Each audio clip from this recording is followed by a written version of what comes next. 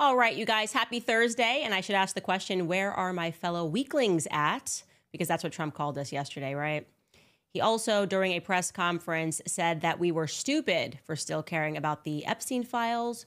So I think now we're arriving at the important question here, which is, who is Trump protecting? Because he's clearly protecting someone. Is it himself? Is it someone in his family? We should explore that as we continue to notice patterns. Welcome back to the Epstein Files.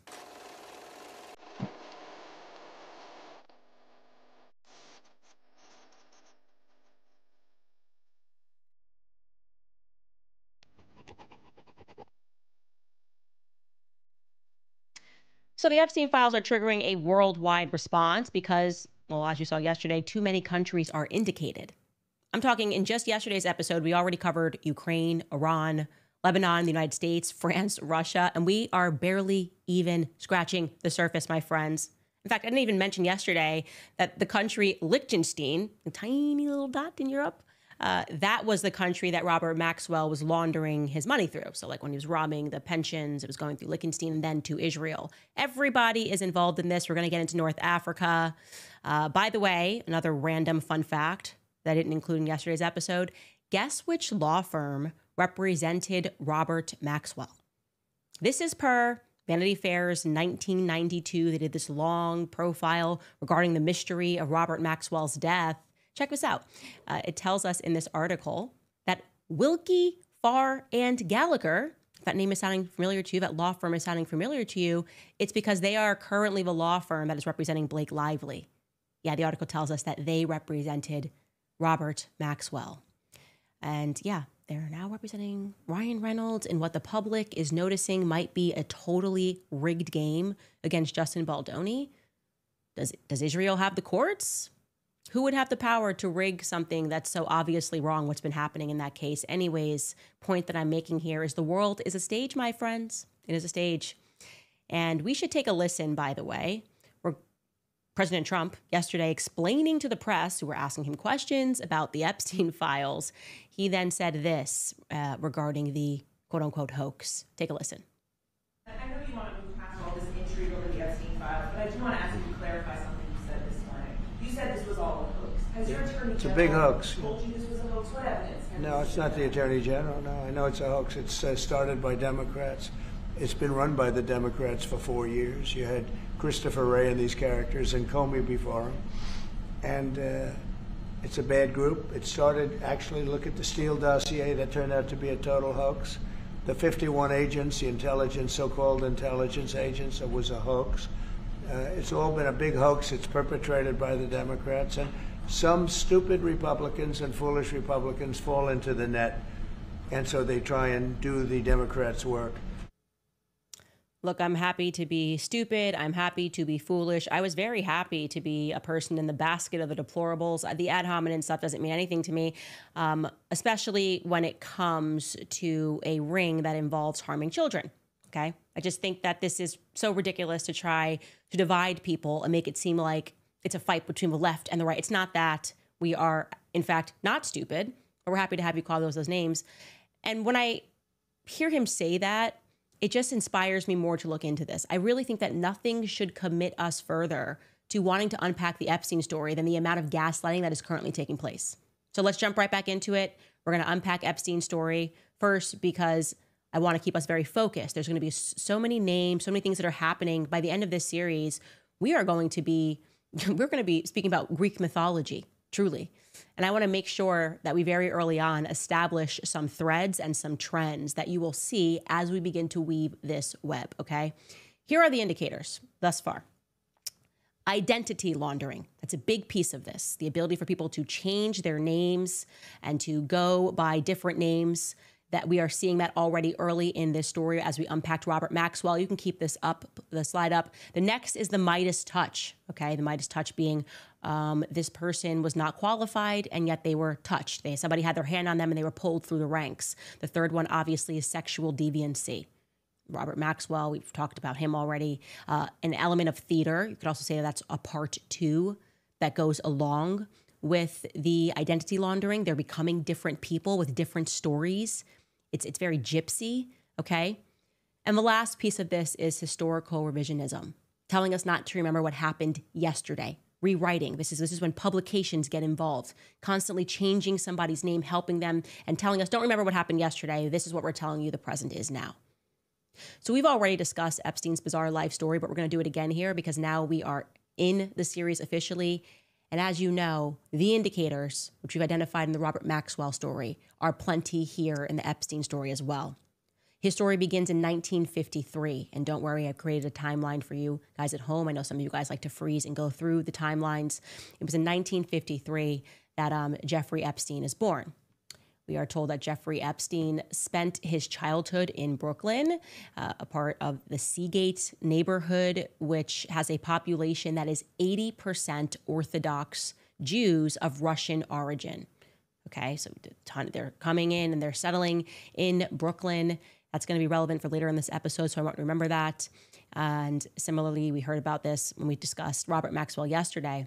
His parents were Seymour Epstein, who was a city parks department employee, and Pauline Epstein, who was a school aide. We're told that he was the product of middle-class New York City. That's the same story we're told all the time. All of these refugees didn't have much, and then they're just all going to become very wealthy in a very short amount of time. Millions and sometimes billions. We know that he attended local public schools before he entered Lafayette High School, which is in South Central Brooklyn. That is, in fact, a photo of Jeffrey Epstein that we have here on the screen. Somebody had included this and said, Epstein signed my dad's high school yearbook and wrote "Be Cool" in his yearbook. So that is Jeffrey Epstein. And then we are told that he reportedly graduated several years early. Okay. I don't know how early. Was he a freshman and then they just took him out? But we do know that he next appears in 1969. Jeffrey Epstein enters the prestigious Cooper Union College. But then suddenly and inexplicably, he drops out. Just drops out. Then he enrolls again in 1971 in the Courant Institute of Mathematical Sciences at NYU. And he is there in 1971 to study the mathematical aspects of cardiac physiology. That's very specific. But guess what? He doesn't make it to the end because he drops out. He drops out of the Courant Institute. Again, we're not given a reason why. It's inexplicable. What we do know is that in 1973, Donald Barr, who we've discussed, he was then the head of the prestigious Dalton School, publishes this mysterious book, Space Relations. We talked about this. And this book is foretelling about a sexual blackmail ring, children that are going to be molested, all to serve this demonic space colony known as KOSSAR, K-O-S-S-A-R, guys, not to be confused with Khazars, okay? They're involved in sex trafficking, and for whatever reason, it's this really disgusting book that the head of a school decided to publish in 1974, not creepy at all, and it foretells the story of Ghislaine and Jeffrey Epstein. Now, what I didn't tell you before is that it should be mentioned that Donald Barr was a member at that time of the Office of Strategic Services in America, the OSS was what became the CIA. It's the predecessor of the CIA, okay? So you've got this guy who is an agent for the government, who's publishing this book foretelling of a sex trafficking ring, a powerful colony that believes that it sits above everybody else. And yeah, then what happens? I'm also going to note for you that Donald Barr, because we've got one element of this, is like changing identities. And one way you can change your identity is to just be baptized into a church. That's something that my research has made me understand. A lot of baptism, name changes. Donald Barr also was raised, he was Jewish parents, and then he decides to convert to Catholicism. So he converted to Catholicism, but he is ethnically, he is Jewish. And so would therefore his son, William Barr, be as well. Of course, it's relevant to the story as we are warming up on learning about the Mossad and Israel. Now let's get back into Epstein's timeline. 1974. It's a few months after dropping out of the Courant Institute. Inexplicably, Epstein's then hired at that Dalton school, where our government guy got weird fantasies and books that he's publishing, is heading up the school. And why is Epstein hired? Well, he's hired to teach mathematics and physics, despite not having a degree in either. Prestigious school, $50,000 a year. By 1976, Epstein is dismissed from teaching at the Dalton School. Parents were complaining about the weakness of his teaching. It also was alleged by the students that went there. NPR did a long article that he was often in the company of young girls that he's taught outside of the school. And this is a blurb from a New York Times piece. 8 former students who attended the prestigious school during Mr. Epstein's short tenure there said that his conduct with teenage girls had left an impression that had lingered for decades. One former student recalled him showing up at a party where students were drinking, while most remembered his persistent attention on the girls in hallways and classrooms. She said, "I can remember thinking at the time that this is wrong." That is a quote from Scott Spicer, who graduated from Dalton in 1976. Well, no matter, because, then he left. And in 1978, the legend goes, we're kind of hand of Midas, touch of Midasing all of this. Legend goes that through a connection at the school, he was tutoring someone's kid, and then he somehow gets into the situation where he meets the CEO of Bear Stearns. And that CEO is Alan Greenberg, who then decides to make him a junior assistant on the trade floor, because he obviously knows nothing about finance. I don't even know if there's anything about math or science either. But within just 4 years, he rises through the ranks and becomes a partner. He is a limited partner at Bear Stearns. What? Don't worry, guys. By 1981, he departs Bear Stearns, and I'll tell you why. Some employees, by the way, say that he was fired, but Jeffrey Epstein has always maintained that he resigned out of his own free will after a relatively minor violation with the SEC that resulted in a relatively minor fine of $2,500. That's his story, and he's sticking to it, or he was sticking to it, or he is sticking to it. Who knows if he's alive. But curiously enough, his departure coincided with the opening, the very day that Jeffrey Epstein left. The SEC was actually opening a procedure to look into insider trading that they alleged had occurred in the context of a corporate takeover bid that was being led by Edgar Bronfman Sr., who was the head of Seagram's. Now, if that name's sounding familiar to you, Edgar Bronfman Sr., it's because yesterday I told you not to forget this name. I told you to remember the name Edgar Bronfman Sr. because he was the guy that was working at this time with Robert Maxwell, because he was also heading up the World Jewish Conference, and he was working with Robert Maxwell on the Refusnik crisis. Essentially, we want Russian Jews to come settle into Israel. The Russian government says, no, you can't do that. Why would we just grant visas for everybody to travel to Israel? I want to be clear. In this very year, in 1981, that is when Edgar Bronfman becomes the president of the World Jewish Conference and focuses on that project to lobby Russia to grant visas to Russian Jews to depart to Israel. And you have to ask yourself, now we know at that same time he's working with Jeffrey Epstein, and the SEC's looking in going, wait, I think some insider trading just happened here. You have to wonder what suddenly then convinces the Russians to allow that to take place. Or what convinced, by the way, the Russian Jews, for that matter, to want to abandon their homeland to move to the Middle East. Was there an incentive provided? Was there a financial incentive provided? I'm just asking questions. Was Robert Maxwell the only Israel firster hotshot that was committing financial crimes to help Israel? Because remember, he's robbing pensions. What's going on over here with these banks that are getting into trouble? I will note now that per a 2003 Vanity Fair article, the SEC never officially brought the proceedings against Bear Stearns for insider trading, but its questions seem to indicate that it was remarkably skeptical. The SEC body was remarkably skeptical of Epstein's answers.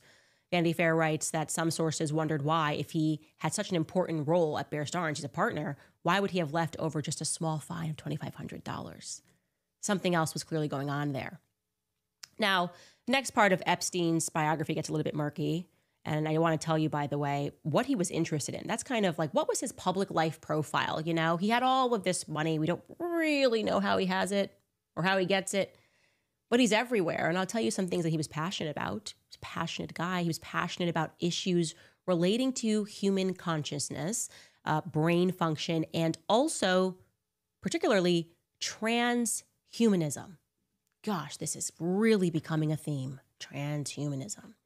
He had spoken about how he planned to freeze his body to be reanimated in the future when science allowed it. And he envisioned the insemination of dozens of women with his sperm in order to, quote, strengthen the genetic heritage of the earth. Now, I'm just going to park right here and just say that if that sounded like I could have been reading ideas from Elon Musk, that is something that he talks about a lot. He's interested in human consciousness. He's kind of doing this. And I have always maintained that there's something weird about Elon Musk's background. It gives me the Midas touch. It just doesn't. When I watch him speak, I just don't buy it. But parking aside, these were Epstein's ideas, not Elon Musk. They just would have been kind of the same.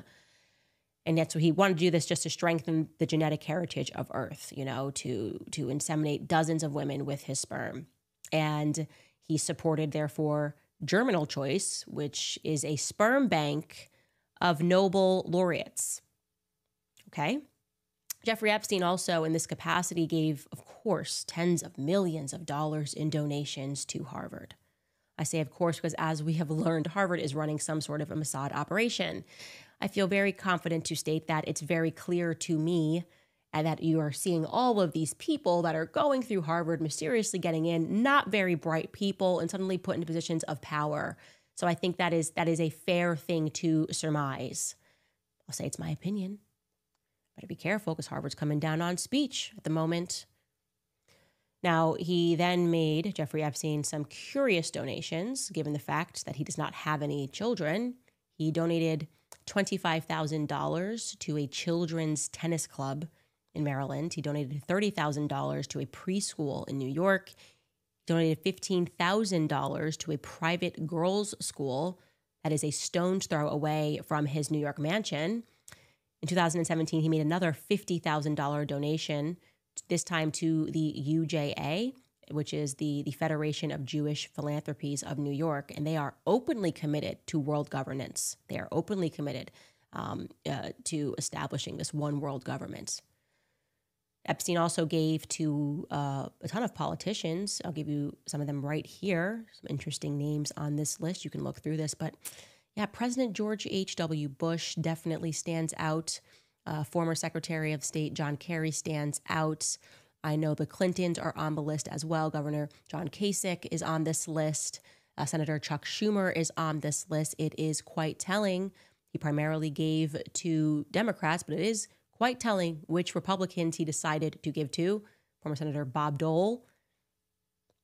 It's definitely something that I think deserves, somebody should definitely prod that narrative and see what motivated him to give to these people, especially in states that he didn't live in.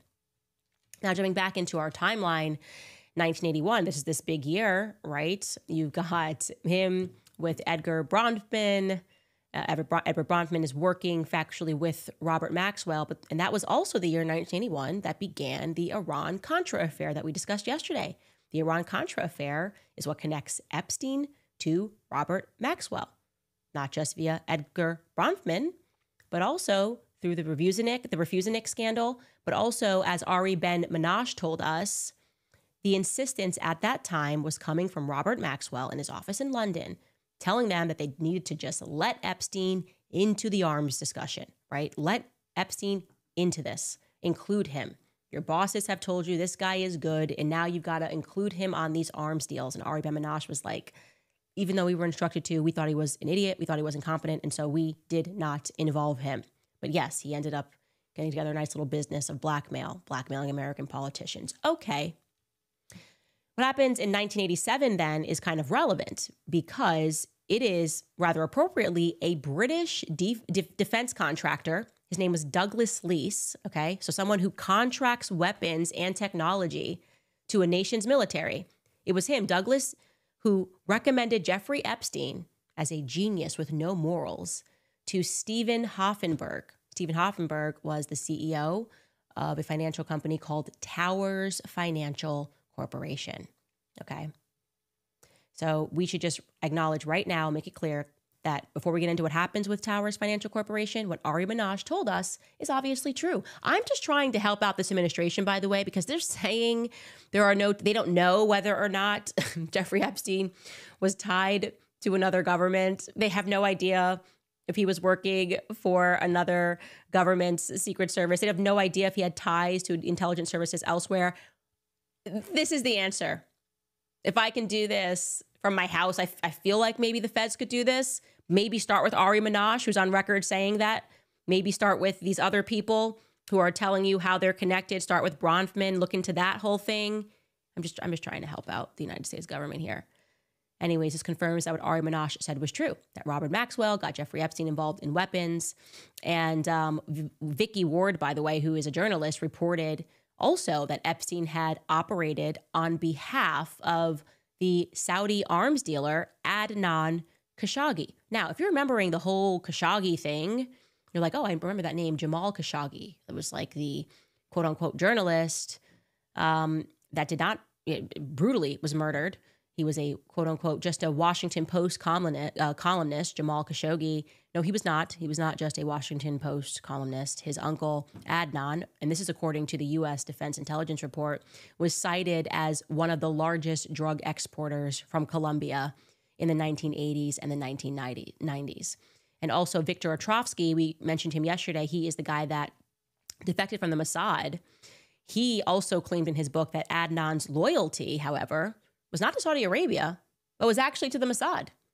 He was apparently a long-time recruit of the Israeli Secret Service. Okay. So it is very clear that Jeffrey Epstein was working with, for, and around the Mossad. I mean, it's an absolute nonsense to pretend that he wasn't. Maybe this also explains why he had a Saudi passport. Again, if we're able to figure this out from home, do we really think that Trump and the administration and Pam Bondi with all the files before them can't do that as well? Anyways, back to Tower Financial Corporation. Jeffrey Epstein's now there. A defense contractor recommends that he gets that position. And what happens is that it becomes one of the biggest Ponzi schemes in United States history. The biggest until Bernie Madoff would come years later.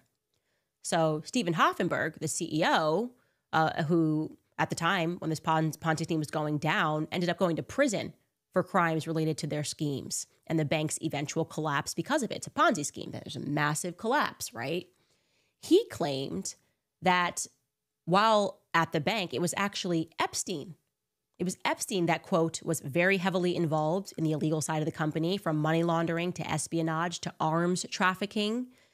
Most of this work was criminal. After that, Epstein was able to finance his criminal enterprise, the Financial Trust Company and J. Epstein and Company. There was another one, I think it was called International Asset Collections. He was able to finance all of that with the assets and money from the Towers financial crimes, end quote.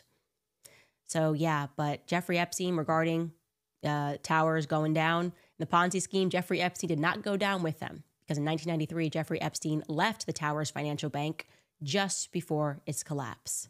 So yeah, while Stephen Hoffenberg then spent 18 years in prison as the mastermind of the Towers Financial Corporation fraud, he actually claimed that it was Epstein who was the mastermind. He actually tried unsuccessfully to sue Epstein 3 times after he was released from prison in 2013.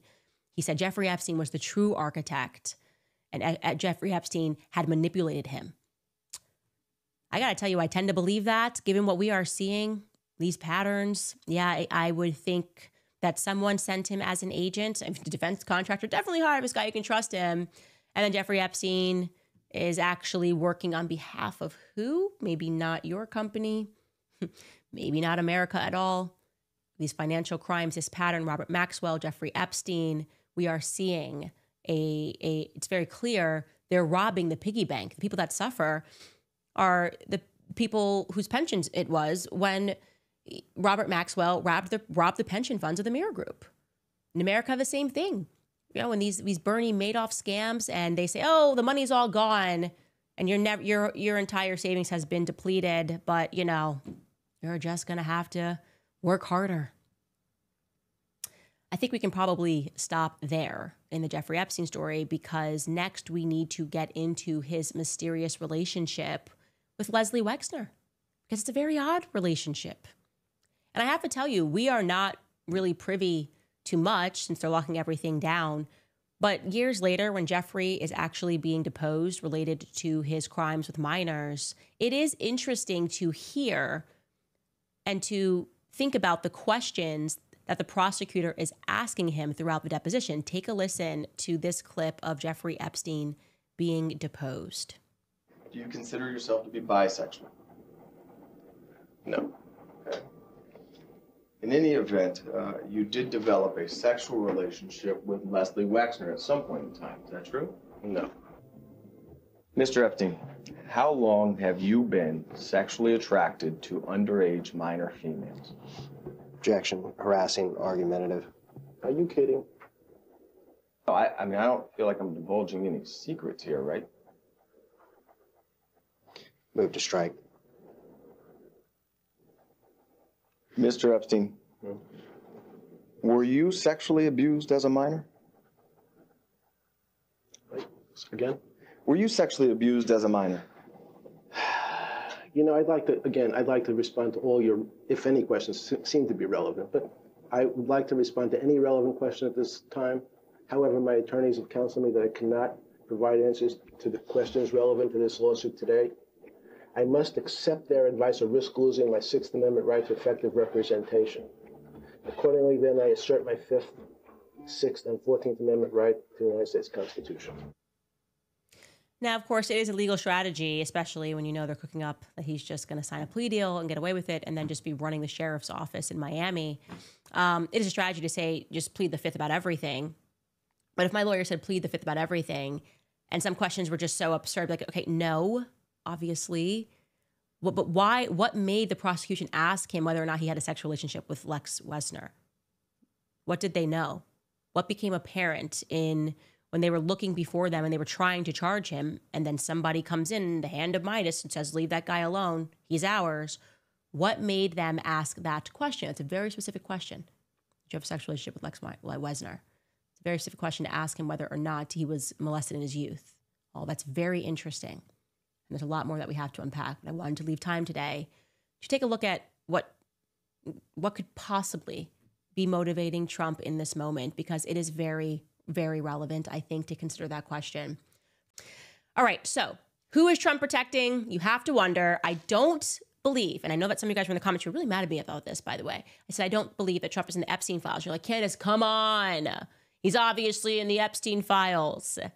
And I maintain, I am being genuine with you when I say that I really do not think that Trump is in these files in a way that he's nervous about coming out. I just don't see that. I do believe, however, that he could be motivated to protect someone else that is, or to protect somebody else who would be implicated by this blackmail scandal. He definitely is somebody that I think would move mountains to protect his children. And I would almost say, especially Ivanka. I don't think Ivanka Trump is in the files. I don't think that she's caught on camera doing anything. But there is something about this story of Jared Kushner and Ivanka that is now making me uncomfortable. And what I'll tell you is that throughout the first term, and I was very much around them, and I will say this, Jared and Ivanka are lovely people. They are very kind, and I'm not covering them to pretend that they've ever done anything wrong that I know about. But I think it made a lot of people in the MAGA movement uncomfortable that Jared was so intimately involved, right? He was the person that had Trump's ear, right? There is the king, and then there is the person who whispers into the king's ear. The king's advisor holds a lot of power. There are books about that, this is who the president was.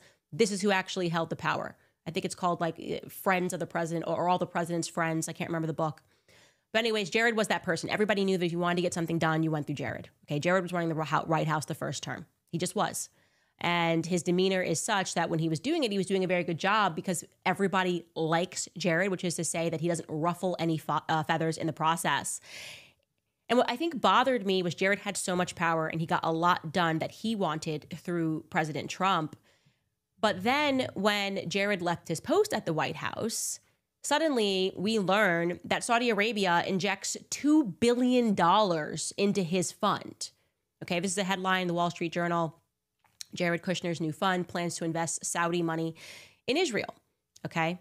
And the small print there reads, the fine print, Saudi Arabia's sovereign wealth fund committed $2 billion to Mr. Kushner's Affinity Partners, that's the name of his fund, agreeing to allow investment in Israeli firms for the first time. So that happens as soon as he leaves the White House. And then you go, okay, your father is running again, and Ivanka's nowhere to be seen. When I say nowhere to be seen, I mean that even in a lead up, okay, that's fine. You say you want to leave politics and that was the official story. You just want to spend time with your family. But she was so unaffected by the 2024 race that she didn't even dedicate a post to like voting on the night of the election.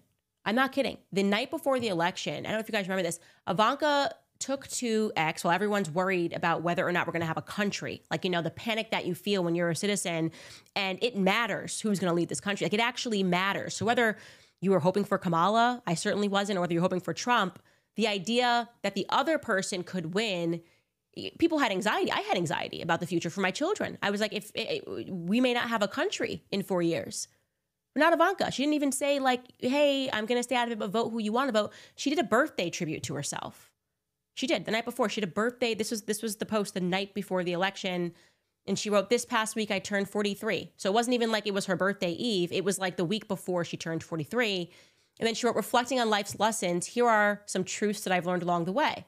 1, family and friends are everything. 2, forgive people. It frees you. 3, everyone's a teacher. 4, avoid lashon hara, which is gossip. 5, trust yourself. 6, nourish your body. 7, get sunshine. I'm like, wow, that's nice. That's nice. The night before, like, that's what's concerning you. We're all on edge. We're all biting our nails off here. And she's, like she's on Zanga from the 2000s, like she's coming up with these quotes that you put on your AIM profile when you're away. You just discovered quotes.com and you got to make a AIM away message, or make a profile because you just broke up with your boyfriend when you're 13. It just missed the mark, And then I realized, wow, this means that she is not impacted one way or the other. It means that they have classed into that part of society where elections don't matter because your family's good. Your family is good either way. And I had that thought. I said, well, yeah, Jared just got $2 billion. Now you guys are gone. You don't even care about whether or not you don't even care if your father wins this election. You're not even saying go vote. There's nothing. There was no work that was done. And so regarding the money, we would think after being in the office and speaking to your father-in-law that maybe that money would be coming to America in a big way. Well, Forbes did a deep dive on where that money was going. This was the headline. It was why Jared Kushner will become a billionaire no matter who wins. That was the energy that I got from her post. Doesn't matter. And in that article, it tells us, quote, Affinity had a slow start, deploying almost no capital in its first year while Kushner learned the ropes and navigated a turbulent pandemic market.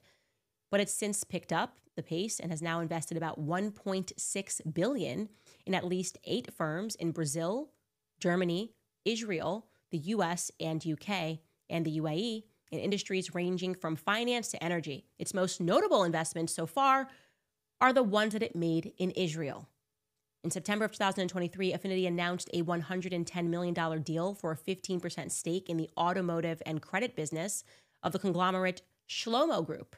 It was the first ever known investment by Saudi and Qatari wealth funds in Israel. I'm just going to LOL that because I'm funded by Qatar.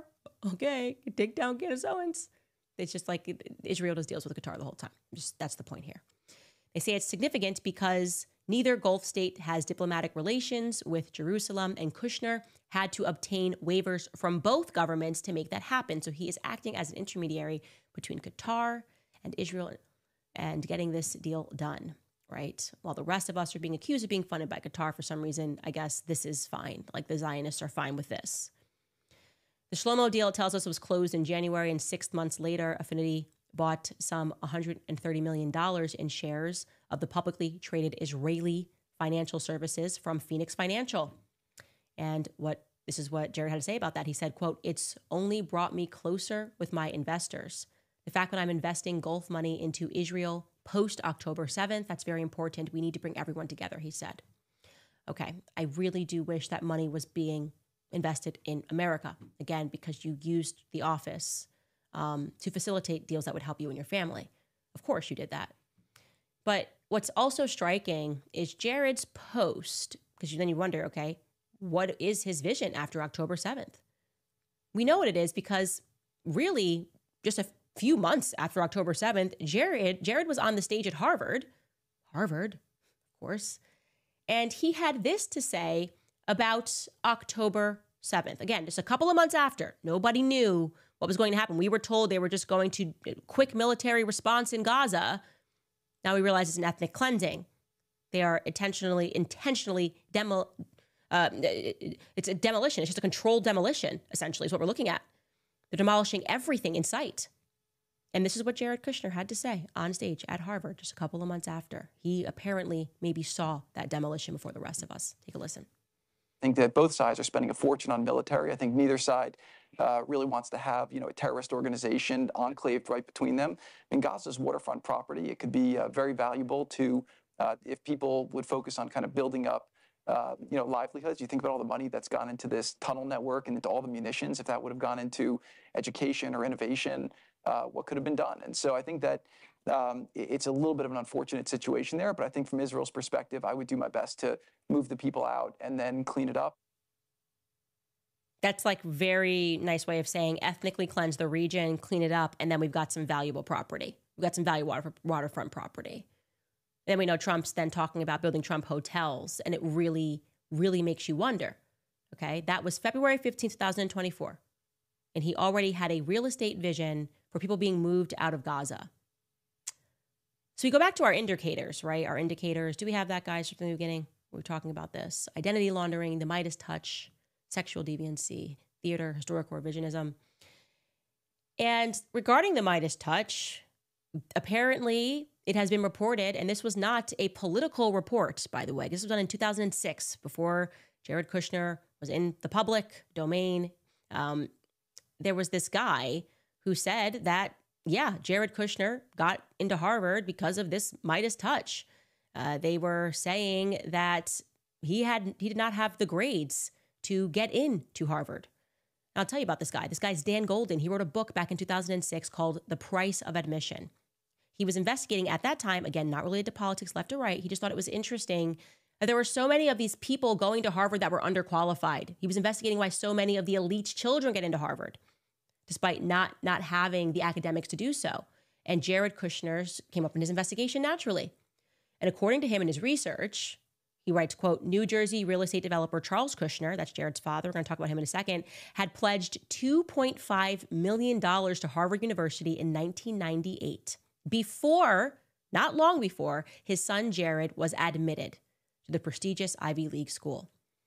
At the time, Harvard accepted about 1 of every 9 applicants, he writes. He then went out and spoke to the former administrators of Jared's high school about this peculiarity. You decide to donate before your son is, deciding that he wants to go there. He's about to apply. And he tracked down a former administrator of Jared's high school, that's Frisch School, and in his book, he quotes the administrator as having said, quote, there was no way anybody in the administrative office of the school thought that he would, on the merits, get into Harvard. That's a former official, again, of the Frisch School in Paramus, New Jersey. The administrator goes on to say, quote, his GPA did not warrant it. His SAT scores did not warrant it. We thought for sure there was no way this was going to happen. Then lo and behold, Jared was accepted. Okay. So Charles Kushner, then he does more work, discovers that he is on the board of something at Harvard or on some commission at Harvard along with his wife, and that they were allowed to be on that commission despite the fact that by then he had already been found guilty of financial crimes. And so what are we looking at here? Again, it's one of these stories. We came from Russia and then suddenly we had millions of dollars within a couple of months. Just hard work pays off, man. What can I tell you? We just worked really hard. Fortune. That's the Kushner family story. It's an interesting one. And when you talk about sexual deviancy and blackmail, I am really questioning why on earth Trump thought it was appropriate to name Charles Kushner as the ambassador, after granting him a pardon, as the ambassador to, of course, France. Because what do we know for a fact about Charles Kushner? Well, we know that when he went to prison, It was for tax evasion and for witness tampering. And if you're wondering whether or not he was guilty, and you don't know how disgusting this story is, the attorney general at the time who put him away was Chris Christie, attorney general of New Jersey. And I never knew the backstory of that, of what Charles Kushner did. And it is, I'm just going to let you listen to Chris Christie tell it, because Margaret Hoover was questioning him on PBS's firing line. This is a journalist, Margaret Hoover. And she was asking Chris Christie about that time he put Charles Kushner into prison. Take a listen. I was surprised that you didn't give yourself more of a defense for prosecuting Charles Kushner in the book. I just think that it was so obvious he had to be prosecuted that, I mean, if a guy hires a prostitute to seduce his brother-in-law and videotapes it and then sends the videotape to his sister to attempt to intimidate her from testifying before a grand jury, do I really need any more justification than that? I mean, it's one of the most loathsome, disgusting crimes that I prosecuted when I was U.S. attorney. And I was U.S. attorney in New Jersey, Margaret, so we had some loathsome and disgusting crime going on there. But I just laid out the facts, and any objective person who looks at the facts knows, confronted with those facts, I had a moral and an ethical obligation to bring that prosecution. Like, I know a lot of people have beef in their family. Like, we got family issues. Everybody got family issues. This is not your regular family issue. Could you imagine this? Your sibling is getting in trouble for tax evasion. You have information that the government wants pertaining, so they want to make you a witness. To stop you from being a witness, your brother goes to your husband, decides to hire a prostitute to seduce him, and video records your husband having sex with a prostitute. And then once he gets that recording, he goes to you and threatens you with it. I am speechless. More speechless that Trump granted him a pardon. And not only granted him a pardon, that's one thing, okay? You want to do favors? That's what pardons are all about at the end of your presidency anyway. Like, everyone does it by left and right. So, like, everybody's guilty for doing this. There's no one side is better than the other. They look out for their homies in the end. But to then give him the ambassadorship of France? Maybe he was overqualified for that, actually. Sexual deviancy. Maybe he was overly qualified for that position, but it makes you wonder why he wanted it. Why somebody that's in their 70s wants, and I don't know if he speaks French, maybe he does. Why would he want to be the ambassador of France? What are the perks of being an ambassador? Well, you become an intermediary. I think that's some of the perks. But these questions should be asked now, because it seems like we have been completely played, and we are being played over something as sinister as crimes against children.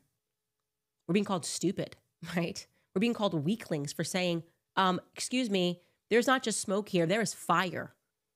And I don't like it. I don't like Jared's involvement in the Middle East. I think it's a conflict of interest at best for Trump right now, that of what Ivanka and Jared are up to. Their path to becoming billionaires is a conflict of interest at best. Who are they more loyal to? Who is Trump more loyal to? Are Ivanka and Jared more loyal to Israel? Is Trump therefore more loyal to his child, Ivanka, than he is to the United States? Are these fair questions? I think they are. Okay? Because now you're gaslighting us, and we're going to continue to ask these questions. Anyways, I'm wondering what you guys think about all of that. There is no stone that I will leave unturned when it comes to harming children. This was the red line, and it is absolutely foolish for Trump to think that he can redirect the energy of MAGA somewhere else and tell us, oh no, don't look over there. All right, guys, what are you thinking? Because I'm thinking a lot. I don't like it at all. Just not feeling this version of Trump at all. And I'm not going to shy away from saying that at all. I really am not. We have ST, who writes in the comments, Candace, I admire your courage, truly world-class journalism. No man dares to publicly talk about this. Yeah, well, you can see why. You look at their lives, what has happened to people. The problem is that if we all stay quiet, then we're never going to reach critical mass. And I think we have finally reached critical mass on the topic of Israel. And that's why they're starting to pass these speech laws, especially first and foremost at Harvard. Looking now at Trump, the involvement of what his administration did at Harvard, why is that? Why was Harvard so central to it? Oh, this is what we're doing. We are redefining anti-Semitism, exactly the same woke crap that was happening when the left had power, but they were doing it under racism. This is speech laws, okay? I don't care if you're offended because you're black or because you're Jewish or because whatever it is you think you are that makes you special. Okay, you're not special. You can deal with speech. If you need to go home and cry, you can do that. But you don't get to threaten our speech because you think you're untouchable. That's ridiculous. Again, Harvard, the Midas touch. They all go through Harvard. I'm telling you, I know a lot of idiots that went through Harvard. It never made sense to me. Unless it's an operation, unless it's an op running through there. Just leaving that out there. Radisson writes, Muslim man here, born and raised American. Just want to know how awesome, want you to know how awesome you are and let you know how many Muslims around the world appreciate everything that you do. Thank you. I mean, there is so much to unpack with this, you know, by deception, thou wilt do war, especially, of course, in the Middle East. I think Israel has caused a lot of the problems in the Middle East. I mean, what's happening right now today, we didn't even get to this. Syria, they're bombing Damascus. It was Bibi Netanyahu that funded the terrorists. So when you see these stories now, again, they're wiping history yesterday. Go look. Bibi Netanyahu funded al-Nusrat in Syria. He is the reason. He toppled Assad's government. They were protecting Christians. Now Zionists are going, look what's happening. Christians are dying in Syria. Yeah, at the behest of Bibi Netanyahu. Who is ISIS? Is anybody still buying that's Muslims? Anybody really not buying that that's the CIA and the Mossad? Is anybody not naturally asking those questions now, given the fact that ISIS never attacks Israel? It doesn't make, in fact, everyone they attack, it's exactly, for whatever reason, it helps out Israel at any given time. And yes, al-Nusrat, which was initially, it's basically an arm of al-Qaeda in Syria. I talked about this with Scott Horton. We had hours on this. He really is the expert on this. We talked about what was going on in Syria. That is Bibi Netanyahu. He toppled Assad. They keep telling you that these people that they are toppling are the murderous, insane people. We knew what was going to happen. The second they toppled Assad, Israel moved their borders. And they're doing everything a lot faster now, all around, whether it's in Lebanon, Syria. They are getting crazy. And it's very clear this is all part of a plan. Okay, this did not happen because of October 7th. This was a plan, and Bibi Netanyahu is executing it. That is my opinion. And I'm going to state it while it's still safe to do so in this country. CA writes, how much do you think the information that Trump has on his hand is worth? 0 if released. Millions or billions if kept secret. His billionaire friends will be happy to pay up for him to keep quiet. Yeah, no, I don't think, I think it implicates Israel. It's that simple. And in order for his future generation of wealth, the billionaires that will are passing the mantle, Ivanka and his family, if they're invested, as I believe they are, they clearly are, in Israel, then you don't want Israel to go out of fashion, to go out of American fashion. It's that simple. I think that's the most obvious answer. At the end of the day, he is a businessman, right? That's what Trump has always been, a businessman. He likes deals. Again, I'm surmising here, but these are fair questions to ask, given the fact that he's now resulted into calling his base stupid. So I'm going to ask those questions. New Safar writes, Candace, identity laundering lets elites rewrite the truth, just like they buried Epstein's client list. Same playbook, erase the past, control the narrative. When will we demand receipts from the untouchables? We're doing it now. We're demanding it now. We're having these conversations now, openly. This is what I am committing my time to because it is so much deeper than you guys even realize. And as we get further along this series, you are going to realize that nothing that we have been told, we are quite literally living in a matrix. We're living in a matrix, and the same people have had power. They have stolen, plundered. They made you think that they're naturally successful. They've all had the hand of Midas on them. They've stolen from us. I mean, really think deeply. I want to leave you on a philosophical point here, but like, I want you to think deeply about what it means if people that are underqualified just have a hand of Midas on them in life, and they are getting, fake credentials at universities. So while the rest of us are trying to, maybe we'll get a loan, a student loan, and then we're putting ourselves into debt. These people are getting into these schools and they're underqualified, and then they're getting into companies to work for, and they're underqualified because what are these people at the end of the day? They're actors. Okay, this is theater. So we're competing, and there's no way we can break into the elite class because they're all acting. That would make us what? Think about that philosophically. It makes us slaves. Okay, it's a new form of slavery. It's a modern plantation. Same owners, same exact owners of the plantations. And they have us throwing ourselves into debt, credit card debt, this, that. Then there's these financial crises. They're dumbing us down, putting us through the public schools while they have like their own special programs in schools that they get to go through, making us stupid, arguing about dumb issues, and they're not losing any power. They're not losing any sleep. They don't even care who's going to win for presidency. They're like, whatever. That's what a matrix is. It's all fake. It's literally all fake.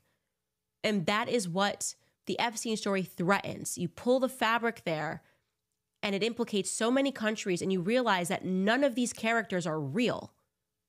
These characters are just being inserted into places to serve Israel. That makes Israel the master of the universe.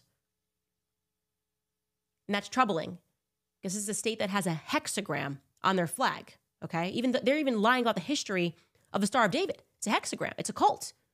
You can't just wipe that away. It's not even a long time ago. There's tons of books. It's showing you that that's a hexagram. What are you pretending? It's a cultic. You start looking into Aleister Crowley, who had the Star of David on his books, right? He was a committed occultist. He established a religion that believed in sex magic, talking about like sexual deviancy and things of that nature. Aleister Crowley, the things that they believed in. Yeah, you're just already trying to wipe it. You're like, nope, that is a religious, no, it's a hexagram. Okay, we're not stupid. We're going to talk about all of that stuff. I could rant about the lies that nation has told. I mean, not even that.